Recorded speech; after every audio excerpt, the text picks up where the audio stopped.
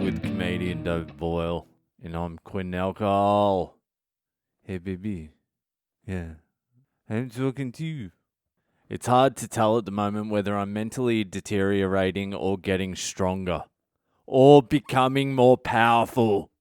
It's hard to tell because I'm not interacting with anyone. So the new habits I've picked up, you're not sure if they're weird or not, like writing poems on the wall with my own blood. You're not sure if they're a sign you're going insane.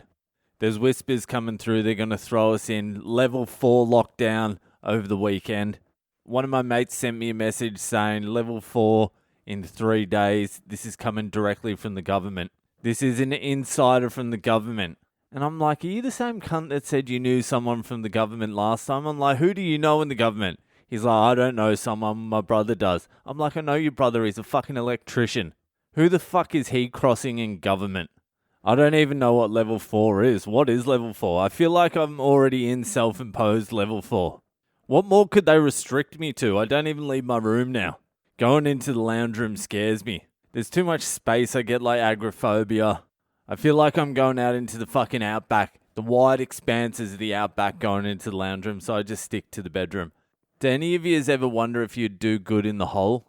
Like when you're in prison and you fuck up, like accidentally shank someone in the neck, they throw you in the hole for like 3 months?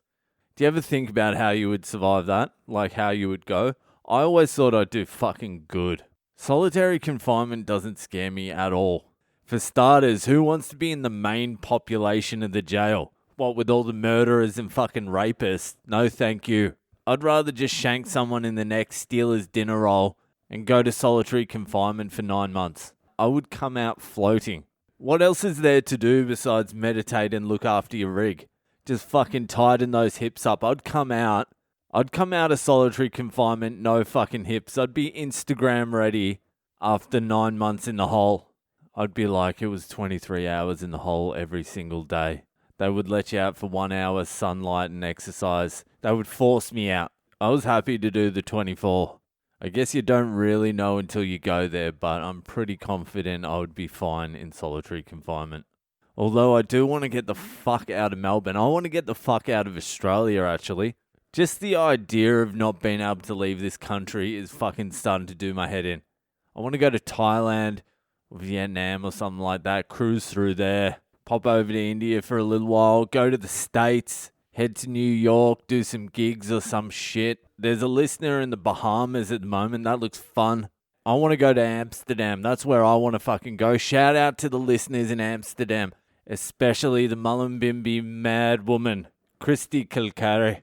Christy Kilcary. She's from Australia, so I don't know why I'm doing that. I will be coming to Amsterdam one day and I'll be getting on the fucking truffles. The magic fucking truffles. I can't wait. Anyway, that's not what we're here for. We're here for Fucked Up Fridays. Back to the story. This was sent in by one of the ladies.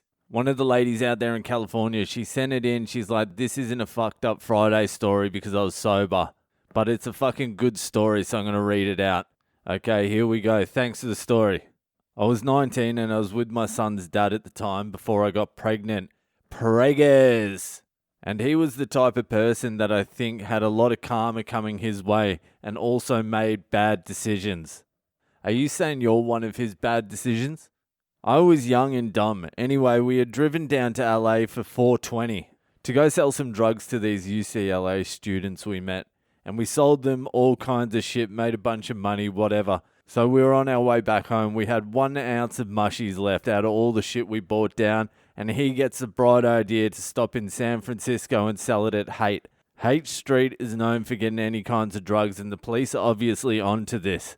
So we get to the Haight and run into a guy we know who also happens to be a junkie now. And he knows someone who wants the ounce. So I'm holding on to the ounce, and my ex is talking to this guy. So this guy takes us to the customer, and immediately I knew it was a cop. So I throw the mushrooms down on the ground. I'm walking about 10 feet behind them. As soon as I drop the mushrooms, about 8 cops run out and tackle all 3 of us to the ground. So we get thrown in a paddy wagon and off to jail. I was in a holding cell for 20 hours with about 10 other girls, all black girls. Yeah, of course. Black Lives Matter. Discrimination. They were mostly in there for shoplifting from high-end stores downtown, so they thought I was totally nuts and I think they were afraid of me. Then I finally get booked into jail and there's no beds, I'm sleeping on the floor. The next day I go to court with a public defender because I had no money. Oh, and they confiscated all the money we made in LA.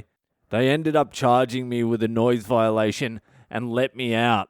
Jesus Christ, you are lucky you are a fucking white bitch. You got let out of jail with a noise violation for drug dealing. Those black ladies that are in the jail with you are probably still in there for stealing a Gucci purse. Now I have to say, that is fucking white privilege. That is a real advantage of being white. What was your noise violation for as well? When they tackled you, were you just screaming out, I'm white! I'm white! Stop! So that's that. Thanks for sending in the story. Appreciate it.